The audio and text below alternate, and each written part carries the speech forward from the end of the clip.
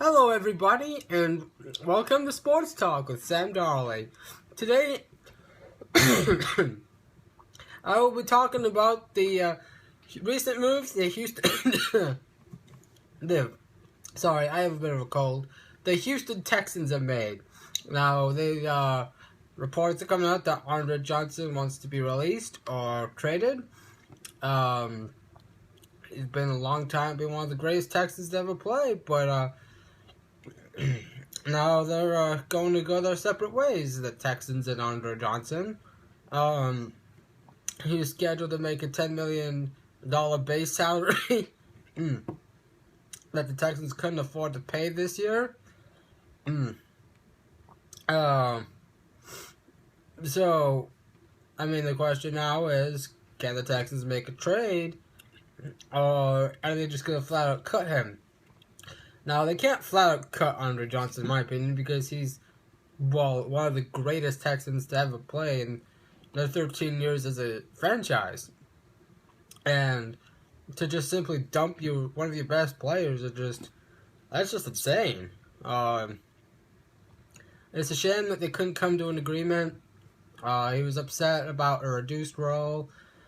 Well, I'll be honest here. I think he's been upset since the Texans cut his longtime buddy at the University of Miami. A teammate he played with at the University of Miami, former Baltimore Raven, Ed Reed. And I was following that situation closely. And in 2013 offseason, Andre was very, very happy when the Texans signed Ed. They were talking about championships, championship parades, and all really good things. And then it just went boom in the Texans' face. Andre recruited heavily recruited Ed Reed. The Texans were talking about bringing back Glover Quinn, but Andre Johnson said, "No, we need a guy like this." And Bob McNair, listening to Andre Johnson, said, "Okay, we'll go get Ed Reed." And so they went and got Ed Reed, and it blew up in their face. And just judging Andre Johnson's body language when they let go of Ed Reed, I don't think it has anything to do with the quarterback situation. I think it has everything to do with the Texans letting go of his really long-time friend, his good buddy, and this guy that was supposed to put the Texans over the top and win a Super Bowl, but they crashed and burned to a 2-14 record in 2-13. And then today they let go of Chris Myers, another long-tenured Texan. And more moves, maybe. Excuse me. Maybe letting go of Jonathan Joseph could be on the horizon. Yeah, he's got a large cap number, and he's also on the wrong side of 32. Plus, he's had injury problems the last couple of years, and all this is cap cutting moves, and this could end up becoming this is shaping up to be a huge offseason for the Texans. They obviously got beating a dead horse here. They got to find the quarterback. The question is, will they find it in free agency via Ryan Mallett? Will it be a draft pick? They got to answer that question, and now they got to answer another question of how do they replace Andre Johnson? Randall Cobb's a free agent. He's looking for $8 to $9 million a year, reportedly. Would the Texans be willing to spend that? They need offensive line help. I knew that going into the offseason. Chris Myers and Andre Johnson being on the wrong side of 30. Yeah, they're still... excuse me. They're still relatively productive, but the kind of money the Texans were paying them, it was too much. Johnson is still a pretty productive receiver, but he was not. What he was getting was relatively close to what Dez Bryant is probably going to get, and Dez Bryant is at the prime of his career in Dallas. So you know, while Andre is still good, he's not number one good. And the question is, what team is going to trade for that contract? And I think the answer is nobody's going to trade for that contract. They're just going to wait for the Texans to simply release him. But I think the Texans really, really want to get something in return to feel like they're not just giving away one of their best players. But it's a bit, I mean, the NFL is a tough business. I've been hearing about Troy Polamalu being let go by the Steelers. I mean, when these players get to the wrong side of 30 and they've got big cap numbers, I mean, you gotta do what's best for the team. And a lot of people are upset about letting go of Andre Johnson. And I'm a little sad to see him go. But at the end of the day, I mean, the Texans have got to start building towards a championship caliber team. I mean, they've been in existence for 13 years. It's time to start heading in the right direction. And though letting go of fan favorites doesn't seem like a great plan, the kind of money they're expecting to get in return, maybe, I've been hearing that the Texans could end up with $28 million of cap space. This could end up being, I mean, these moves could end up, like I said, it could end up being a big offseason for the Texans. I mean, by the way, I'm eating a cough drop.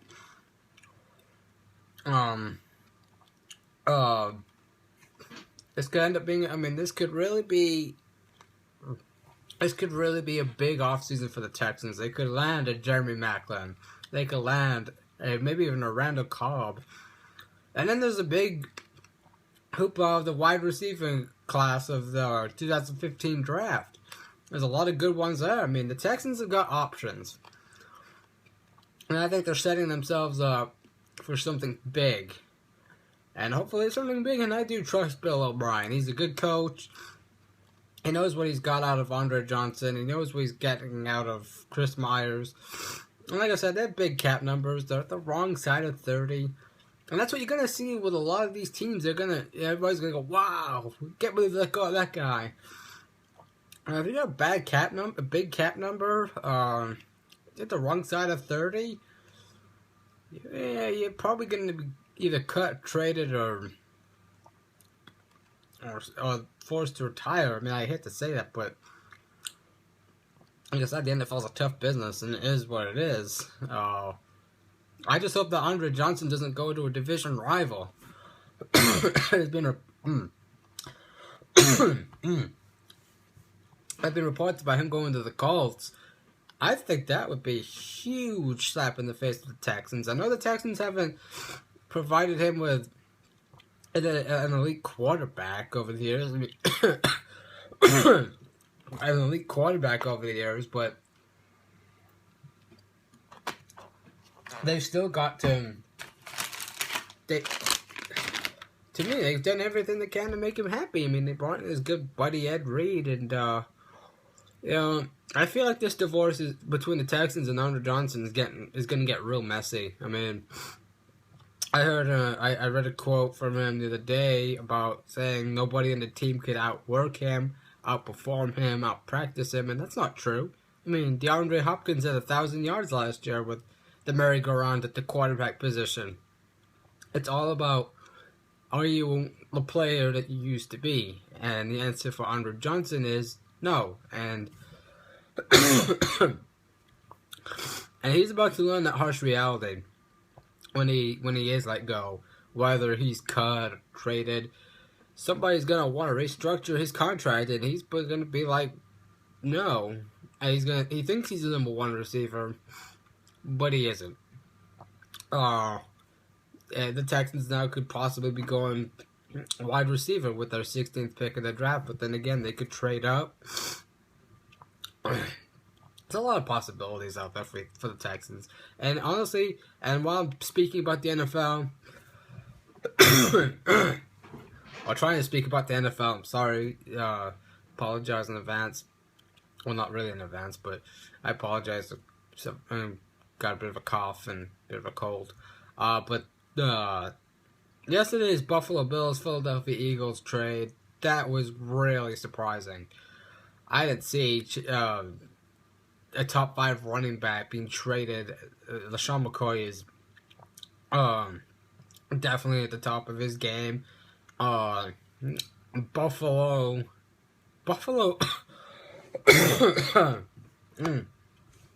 Buffalo really got a really good deal out of that. I mean, you just traded a linebacker coming off an ACL injury for a top 5 running back. And I know he's a big cap number and he wasn't really willing to restructure in Philadelphia. But Sean McCoy is the top 5 player in the league. I mean, sheesh. If Buffalo gets a quarterback, they could end up as a legit playoff team. Maybe even a title contender with that defense and Sammy Watkins. I mean, they could use another wide receiver, another tight end. I can make big plays for them, and obviously their offensive line needs to get a bit of a fix-up, but their biggest issue is quarterback. Is Matt Castle going to be the guy, or is it going to be EJ Manuel? I mean, what are they going to do there? Free agency starts March 10th. The Texans now going back to the Houston Texans. They're going to have some cap money to spend. Hopefully, they'll be big players, and hopefully, we come out of this with some really good talent and enter the draft with less needs than they already have right now. I'm optimistic. I believe that Bill O'Brien's got a plan. I think that's going to be interesting to see who goes where. Des Bryant being franchise tag, that doesn't surprise me at all. A lot of guys like Dominican Sue, where is he going? You know, a lot of players moving, a lot of players changing teams, and it'll be interesting to see who goes where and who comes out of this on top in the draft when the draft starts April 30th. The Buccaneers have the number 1 pick. I really think they're taking Jameis Winston. They're just covering the bases right now with him, making sure he's 100% committed to them, and that he's maturing off the field. And I feel like if he can win the Buccaneers over and be mature and can prove that he can be a franchise quarterback, I think the Buccaneers could be really good too next year. I'll see what happens. A lot. Oh, excuse me.